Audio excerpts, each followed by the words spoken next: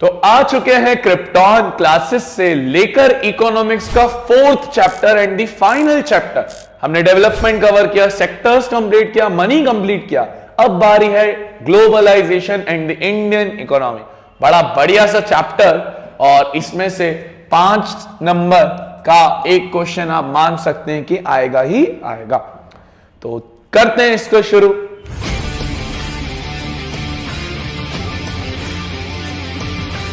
देखिए, ग्लोबलाइजेशन क्या मतलब है सर इसका टर्म का? ग्लोबलाइजेशन, देखो नाम में ही मीनिंग छुपा रहता है। ग्लोबल का मतलब होता है पूरा विश्व और आइजेशन का मतलब होता है टाइप ऑफ प्रोसेस।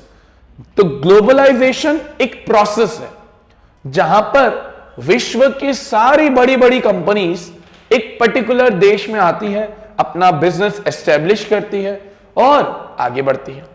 ऐसी कंपनीज को सर हम बोलते हैं एमएनसी, यानी मल्टी नेशनल कंपनीज, जिनका धंधा, जिनका बिजनेस एक जगह पर नहीं है, काफी सारे देशों के अंदर है। जैसे for example Domino's, Coca Cola, Pepsi, Nike, Adidas, इतनी सारी कंपनीज है। ये है तो बाहर की, बट इनका जो धंधा है, इनका जो बिजनेस है वो इंडिया में भी है और काफी सारे देशों के अंदर है। इनको इसलिए बोला जाता है मल्टीनेशनल कंपनीज, यानी जिनका धंधा मेन बहुत सारे नेशंस के अंदर स्प्लिट अप हो। सर, जब बहुत सारी कंपनीज हमारे भारत देश के अंदर आती है तो इससे फायदा क्या मिलता है? सर बहुत फायदा मिलता है। टेक्नोलॉजी आती है, आपके पास एम्प्लॉयमेंट आता है, जीडीपी ग्रोथ होती है, इनकम बढ़ती है लोगों की, टेक्नोलॉजी आती है, काफी चीजें होती है और वही इस चैप्टर के अंदर हमें समझना भी है। तो सबसे पहले हमें यह देखना है कि प्रोडक्शन कैसे होता है, कैसे दूसरे कंट्रीज के अंदर। तो देखें क्या है ये। Until the middle of the 20th century production was largely organised with in the country. एक देश के अंदर ही प्रोडक्शन किया जाता था, बाहर दूसरे देशों में इसका इतना लिंकेज नहीं होता था। What crossed the boundaries of this country were the raw material, foodstuff, finished product. Trade was main channel connecting distinct countries. एक ट्रेड ही था, एक बिजनेस ही था जो दो अलग अलग देश को वो करता था, कनेक्ट करता था कि मुझे अगर एक देश से दूसरे देश में धंधा करना है तो वही वो ट्रेड ही है, एक चीज जो दोनों या अलग अलग देशों को कनेक्ट करती थी। Now the MNCs, multinational companies, organize production across the nations. अलग अलग देशों के अंदर ये प्रोडक्शन कर सकती थी। तो देखिए कैसे करती थी, बड़ा अच्छा एग्जांपल दिया हुआ है। MNC is a company that owns production in more than one nation. ये मैंने आपको बता दिया, एक से ज्यादा देश के अंदर होता है। अब देखो ये बड़ा अच्छा सा एग्जांपल है आपकी बुक के अंदर। जैसे जो प्रोडक्शन अगर करना है ना, जैसे अगर आपको प्रोडक्शन करना है तो आप करो मैन्युफैक्चरिंग इन चाइना। क्यों सर? चाइना में ही क्यों? चाइना के अंदर सस्ता प्रोडक्शन होता है, वहां मैन्युफैक्चरिंग सेक्टर बहुत ज्यादा है। अब आपको अगर असेंबल करना है, असेंबल का मतलब जोड़ना है, जैसे आपने फोन के पार्ट्स चाइना में बना लिए, उसको अगर असेंबल करना है तो आप मैक्सिको में करो, वो आपको सस्ता पड़ेगा, या यूरोप, ईस्टर्न यूरोप के अंदर करो। फिर अगर आपको डिजाइन करनी है किसी चीज की, आपको प्रोडक्ट डिजाइन करना है, लेबलिंग करनी है या पैकेजिंग करनी है, तो आप वो करो डिजाइन इन अमेरिका या जापान, क्योंकि यहाँ पर टेक्नोलॉजी उस तरीके की है कि आपको एक प्रॉपर डिजाइन देते हैं। फिर अगर आपको कस्टमर केयर करना है कि कस्टमर को कॉलिंग करनी है, कॉलिंग वाला जो फंडा है वो आप करो इंडिया के अंदर। क्यों? क्योंकि इंडिया के अंदर वो एजुकेटेड यूथ है और बहुत सस्ते में लेबर मिल जाता है कंपनी को। तो देखो कितना कुछ है। मैन्युफैक्चरिंग करो चाइना में, असेंबलिंग करो मैक्सिको में, डिजाइन करो अमेरिका या जापान में, कस्टमर केयर का काम करो इंडिया में। तो कैसे अलग अलग देशों के अंदर एक एमएनसी अपने धंधे को स्प्लिट अप करती है और वो इतनी बड़ी कंपनी बनती है। देखिए ध्यान से कि interlinking production across the countries कैसे होता है। पहले था MNCs directly setup the production, ये डायरेक्टली सेटअप करते हैं प्रोडक्शन को। एमएनसी सेटअप प्रोडक्शन में jointly with local companies of these countries, यानी कोई एक बड़ी कंपनी है, वो क्या करेगी, उस देश की कोई छोटी छोटी कंपनीज के साथ मर्ज कर लेगी, टाई अप कर लेगी, और वो टाई अप करके एक बड़ी से धंधे, बड़े से बिजनेस को बढ़ाएगी। तो ये होता है लोकल कंपनीज के साथ।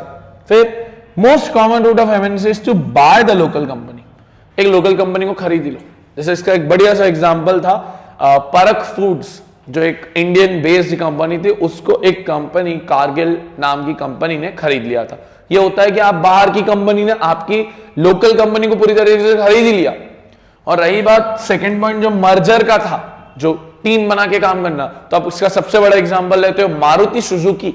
Suzuki is a Japan based company, Maruti is a Indian based company, तो देखो साथ में मर्ज कर लिया। फिर ये भी कर सकते हैं कि प्रोडक्शन के लिए प्लेस कर दो ऑर्डर। जैसे मान लो बहुत बड़ी कंपनी है कोई स्टील वगैरह की, वो इंडिया में जैसे टाटा को बोल दे कि आप हमारा प्रोडक्शन करना, तो इससे सबसे बड़ा फायदा क्या है, टाटा के लोगों को एम्प्लॉयमेंट मिल जाएगा, पैसा मिल जाएगा, ऑर्डर्स मिल जाएंगे, और एमएनसीज को अपना धंधा मिल जाएगा, बिजनेस मिल जाएगा। तो कुछ इस तरीके से किया जाता है ये। तो देखो foreign trade integration of markets, trade between the countries is called as foreign trade. जब दो बाहर के देशों के बीच में धंधा होता है, बिजनेस होता है, उसको बोलते हैं फॉरेन ट्रेड। और अगर हमारी देश के अंदर कुछ पैसा आ रहा है फॉरेन का, तो उसको बोला जाता है FDI, that is foreign direct investment. क्या बोलते हैं, फॉरेन डायरेक्ट इन्वेस्टमेंट। देखो, it create opportunities for the producer to reach beyond the domestic market. जब एक जो लोकल प्रोड्यूसर है, जो उसी के देश में अभी काम कर रहा है, जब उसको फॉरेन की कंपनीज के साथ काम करने का मौका मिलेगा, तो वो अपने देश से और आगे बढ़ जाएगा और फॉरेन में धंधा करना चालू कर सकता है। Expanding the choice of good, फिर चॉइस ऑफ गुड बनेगी, प्राइस सस्ती हो जाएगी या इक्वल हो जाएगी, प्रोड्यूसर कंपीट करना चालू करेंगे एक दूसरे से, हेल्दी कंपटीशन होगा ये। In this way foreign trade connecting the markets of different countries. इस तरीके से जब फॉरेन ट्रेड एक्सपांड होगा तो अलग अलग देश आपस में लिंक कर पाएंगे। फिर देखें ग्लोबलाइजेशन का मीनिंग क्या है। ये मैंने आपको बताया भाई कि जब बहुत सारा विश्व की कंपनीज आपस में आकर धंधा करती है, बिजनेस करती है एक पर्टिकुलर देश के अंदर, उसको बोलते हैं globalisation. It is the process of rapid interconnection और integration between the countries. MNCs का रोल सबसे ज्यादा है, जैसे यहां पर दिया भी हुआ है। फिर factors that have affected globalisation, क्या क्या ऐसे फैक्टर्स हैं, क्या क्या ऐसी चीजें हैं जिसकी वजह से ग्लोबलाइजेशन अच्छा होता है। तो कुछ कॉमन है, जैसे सबसे पहले टेक्नोलॉजी। पहले के जमाने में वो उतनी डाइवर्सिफाइड टेक्नोलॉजी नहीं थी, बट आज है। आज अगर आपको एक जगह से दूसरी जगह कम्युनिकेट करना है तो चुटकियों में हो जाता है, बट यही पहले होता था तो बहुत समय लगता था, बहुत इनकम लगती थी, बहुत पैसा लगता था, बट आज बड़े सस्ते में हो जाता है।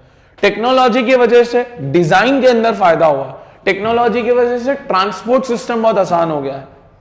देखो, rapid improvement in the technology has been a major factor that has stimulated the globalisation process. In the past 50 years, the technological improvement has led to the faster delivery of goods. अब बहुत आसानी से और बहुत जल्दी काम हो जाता है across the long distances, कितनी भी दूर हो आसानी से हो जाता है। फिर देखें इंफॉर्मेशन एंड कम्युनिकेशन, ये दूसरा फैक्टर है।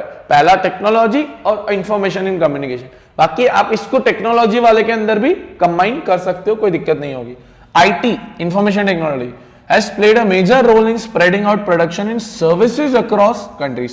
क्योंकि आईटी कौन से सेक्टर का है, सर्विस सेक्टर, टर्शरी सेक्टर का एग्जांपल है sir. Remarkable improvement have been the areas of telecommunication, communication में अच्छा खासा इंप्रूवमेंट, कंप्यूटर, इंटरनेट, ये इससे सैटेलाइट कम्युनिकेशन स्ट्रांग हुआ है। अलग अलग डिवाइसेस जैसे टेलीग्राफ, टेलीफोन, मोबाइल्स, फैक्स, ये सब बड़े हैं और इससे हमारी इंफॉर्मेशन बड़े आसानी से कितना भी दूर कोई एरिया हो, रिमोट एरिया हो, आसानी से पहुंच जाती है। सेकंड जो है वो है लिबरलाइजेशन। पहले ये क्या होता है मैं आपको उसको समझाता हूं, ये आपको समझाता हूं कि ये क्या है। एक स्लाइड लेते हैं फिर समझेंगे, बड़ी अच्छी चीज हुई थी। हुआ क्या था, इन द ईयर 1991 और इन द ईयर 1947 जब भारत आजाद हुआ था, और आज है 2023। ध्यान से देखो, भारत जब आजाद हुआ ब्रिटिशर्स की कैद से, तो तब सबसे बड़ी प्रॉब्लम थी कि हमारे देश को और बढ़ाना है, हमारे देश के लोकल प्रोड्यूसर्स को और जॉब देनी है, एम्प्लॉयमेंट देना है। उस समय गवर्नमेंट ने सोचा कि अगर हम बाहर की कंपनीज को बुलाएं, अगर हम फॉरेन की कंपनीज को बुलाएं, ग्लोबलाइजेशन करें, तो ये बहुत बेकार डिसीजन होगा, क्योंकि तब अगर बाहर की कंपनीज आ जाएगी तो लोकल प्रोड्यूसर बेचारा कंपटीशन फेस करेगा और वो सरवाइव नहीं कर पाएगा, और भारत की जो कंपनीज हैं वो सरवाइव नहीं कर पाएगी। उस समय गवर्नमेंट ने बोला कि हम बाहर की कंपनीज पे रुकावट डालते हैं, बैरियर लगाते हैं। इन बैरियर्स को बोला जाता है ट्रेड बैरियर। इन बैरियर को बोला जाता है ट्रेड बैरियर। किसके ऊपर लगाया? एमएनसीज के ऊपर, कि बाहर की कंपनीज अभी नहीं आएगी, कुछ समय बाद आएगी। अब ये चीज हमने करी अच्छे खासे सालों तक, 40-42 सालों तक, 43 ईयर्स तक हमने ये चीज करी। बट 1991 का वो साल हमारे भारत के इतिहास के वो सालों में से एक साल है जहां पर हमारी आर्थिक व्यवस्था, इकोनॉमिक हालत बड़ी खराब थी, और 1991 के अंदर हमारे पास सिर्फ 15 दिन का पैसा बाकी था, जिसको हम बोलते हैं फॉरेन रिजर्व, यानी सिर्फ 15 दिन का पैसा बाकी है भारत देश के पास।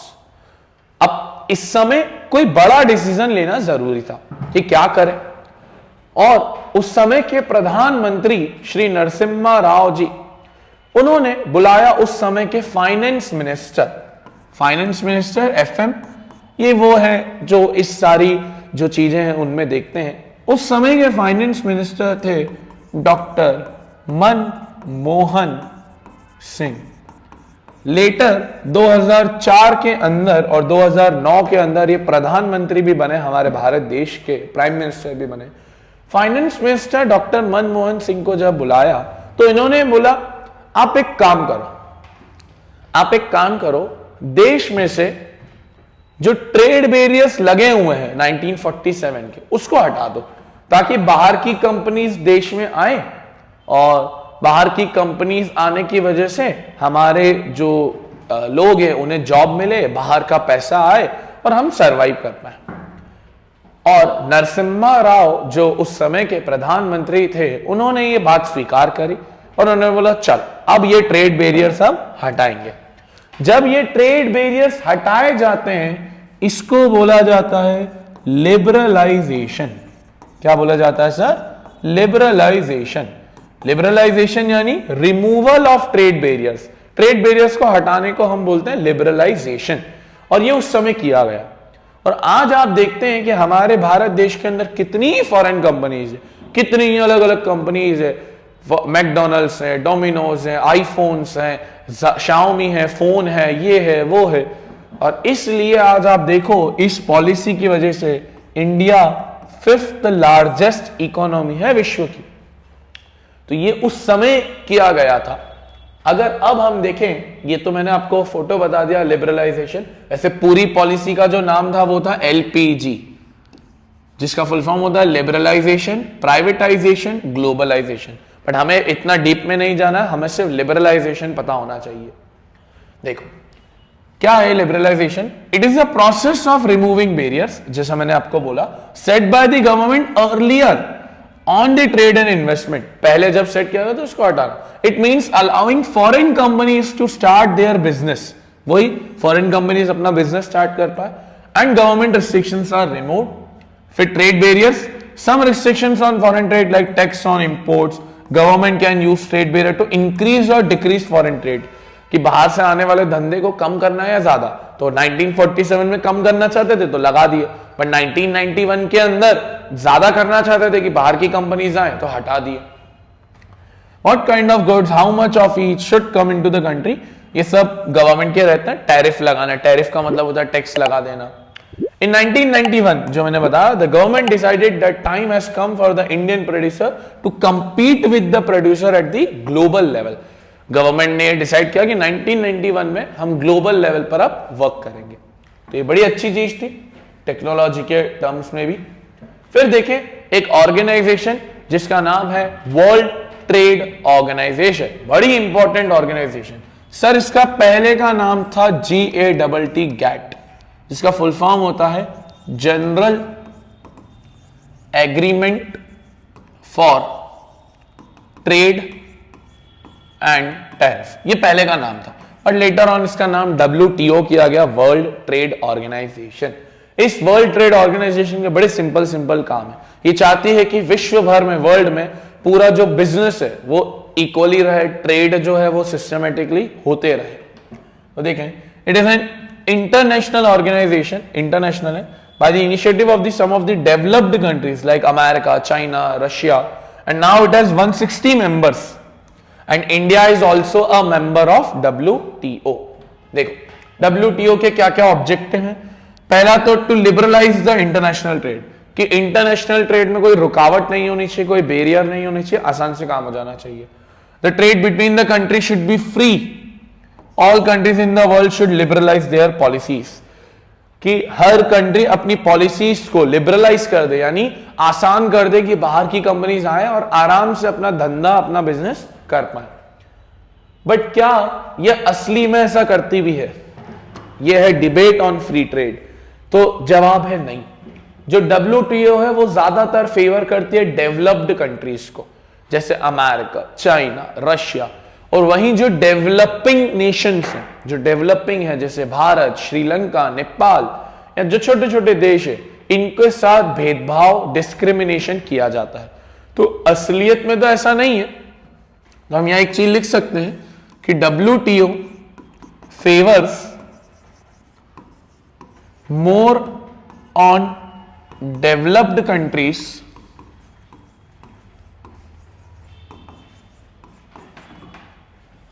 and less on developing nations, हम ये बोल सकते हैं। साथ ही साथ हम एक और चीज भी बोल सकते हैं कि over the time WTO has raised questions on various practices allotted by developing nations, कि अगर कोई डेवलपिंग नेशन कोई भी प्रैक्टिस अप्लाई कर रही है तो उस प्रैक्टिस के ऊपर भी बहुत सारे क्वेश्चंस लगाए जाते हैं। तो कायदे से तो बोलते हैं कि WTO फ्री ट्रेड को प्रमोट करती है, लिबरलाइजेशन को प्रमोट करती है, बट ऑन अदर हैंड ये डेवलप्ड नेशंस, अमेरिका, रशिया जैसे लोगों को ज्यादा सपोर्ट करती है। अब सर इसको सही कैसे कर सकते हैं? फेयर ग्लोबलाइजेशन अगर आप चाहते हैं, फेयर ग्लोबलाइजेशन करने के लिए गवर्नमेंट को ही निगोशिएट करना पड़ेगा, गवर्नमेंट को ही बात करनी पड़ेगी, गवर्नमेंट को ही अपने रूल्स एंड रेगुलेशंस लाने पड़ेंगे। लोगों का अपना रोल है, लोगों को अच्छे खासे लॉस के लिए लड़ना पड़ेगा, प्रोटेस्ट करने पड़ेंगे, कुछ करना पड़ेगा, तब जाकर फेयर ग्लोबलाइजेशन। अब सर एक इंपॉर्टेंट क्वेश्चन आता है चैप्टर का जो कि 5 नंबर में आता है, that is impact of globalisation. क्या ग्लोबलाइजेशन के पॉजिटिव इंपैक्ट रहे और नेगेटिव इंपैक्ट रहे? पहले है पॉजिटिव इंपैक्ट, कि किस तरीके से पॉजिटिव इंपैक्ट रहे हैं, बड़े अच्छे हैं। देखो ध्यान से, the growth of foreign investment is enormous in the country. Foreign investment बहुत बड़ा है, पहला point. It has a tremendous impact in the social, monetary, cultural and political area। पैसे के मामले में हम बहुत ग्रो किए हैं, एम्प्लॉयमेंट अपॉर्चुनिटीज अच्छी खासी मिली हैं। Due to the improvement in transformation and the IT, globalisation has taken a giant leap. IT sector बढ़ने की वजह से ग्लोबलाइजेशन और अच्छा हो गया है। With the opportunities of special economic zones. Sir ये क्या होते हैं? SEZ। सर ये वो चीज होती है जो गवर्नमेंट खुद बनाती है ताकि फॉरेन कंपनी आए, और ये वो जोन है जहां पर फॉरेन कंपनीज को सारे सुख सुविधाएं देंगे, जैसे इलेक्ट्रिसिटी, पावर सप्लाई, अच्छा वाटर ट्रांसपोर्ट, अच्छी सारी चीजें, लॉज, लेबर लॉज, ये गवर्नमेंट करती है। ऐसे जोन्स को SEZ बोला जाता है। इससे फॉरेन कंपनीज और प्रभावित होती है, और देखो इससे नई जॉब्स भी आई है। Due to the skill and the knowledge of the foreign companies, Indian firms in the increasing compensation which is a positive impact. क्योंकि फॉरेन कंपनीज के पास अच्छी टेक्नोलॉजी, अच्छी नॉलेज है, अच्छी स्किल्स हैं, तो हमारे भारत देश के अंदर भी वो वाली चीज देखने को मिल रही है। इंडियन इकोनॉमी का स्टैंडर्ड ऑफ लिविंग बढ़ा है। Many citizens are undergoing better standard of living. Business development हुआ है। यहां पर एक और पॉइंट है, कंज्यूमर को बहुत सारी चॉइस मिली है। पहले आप नॉर्मल चाय पीते थे, आज आप उसी चाय के अलग अलग नाम भरते हो। पहले डोमिनोज में बर्गर था, सॉरी पहले मैकडोनल्ड्स के अंदर बर्गर था, अब वही चीज बर्गर, ये बर्गर, वो बर्गर, तो कितनी चॉइस बढ़ गई है। बट क्या सर सिर्फ पॉजिटिव हुआ है? नहीं, हर चीज के पॉजिटिव भी होते हैं, नेगेटिव भी होते हैं। हर कॉइन के दो फेज है, तो नेगेटिव भी है सर। देखो नेगेटिव क्या क्या है। लोकल प्रोड्यूसर को दिक्कत हुई है, क्योंकि लोकल प्रोड्यूसर फॉरेन की कंपनीज के साथ कंपीट नहीं कर पाता है, enable to compete with the cheap imports, क्योंकि फॉरेन कंपनीज के पास मशीन्स हैं, टेक्नोलॉजी है, तो सस्ता काम कर देते हैं। To provide goods and services with the competitive price, producer try to save cost by lowering the wages. ये भी एक बहुत इंपॉर्टेंट चीज है कि सर एमएनसी आ तो जाती है, बट क्योंकि उन्हें सस्ते में सामान बेचना है, तो वो क्या करती है, अपने लेबर की, अपने वर्कर्स की जो वेजेस हैं, जो इनकम है, उसको कम कर देती है, ताकि सस्ता यहां कर ले और आप क्या करो, बाहर बेच दो। तो ये भी एक प्रॉब्लम है, लेबर को पैसा कम दे रहे हैं और लॉन्ग काम भी करवाते हैं ये लोग, बेकार सी वर्किंग कंडीशंस देते हैं। ग्लोबलाइजेशन इज ऑल्सो अफेक्टेड, ठीक है, ये आप हटा सकते हो क्योंकि ये वाला पॉइंट अपने कोर्स में से नहीं आएगा कि पीएसयूज क्या होते हैं। Globalisation is also adversely affected the businessman, businessman को बहुत अफेक्ट हुआ है, क्योंकि वो तो बेचारा अभी भी लोकल ट्रेड पे विश्वास करता है, और ये जो एमएनसीज है ये फॉरेन कंपनीज हैं, फॉरेन का रिलेशन रखती है। Studies have rated that globalisation has affected 500 million people of South Asia, majority are the poor people. ये स्टडीज के अकॉर्डिंग बताया 500 million लोगों के अंदर मतलब ग्लोबलाइजेशन का एक बुरा इंपैक्ट कॉज हुआ है, क्योंकि गरीब लोग तो बेचारे अभी भी लोकल प्रोडक्ट्स के ऊपर रिलाय करते हैं, ना कि फॉरेन प्रोडक्ट्स के ऊपर। Globalization has also raised the problem of income inequalities. Bharat के अंदर इनकम इनइक्वालिटी, वही अमीर अमीर बनते जा रहा है, गरीब गरीब होते जा रहा है, बहुत प्रॉब्लम चल रही है। तो ये क्वेश्चन हमेशा आता है कि किस तरीके से impact of globalization positive as well as negative. तो आई होप आपको ये वीडियो अच्छी लगी होगी। चैप्टर बड़ा इंपॉर्टेंट है और बड़ा आसान भी है। इस तरीके से हमने इकोनॉमिक्स का चारों चैप्टर का वन शॉट रिवीजन डाल दिया है और पूरी प्लेलिस्ट आपके सामने आ चुकी है। नेक्स्ट टाइम जब मिलेंगे तो हम लेने वाले हैं सिविक्स को। Thank you for watching this video. Radhe Radhe.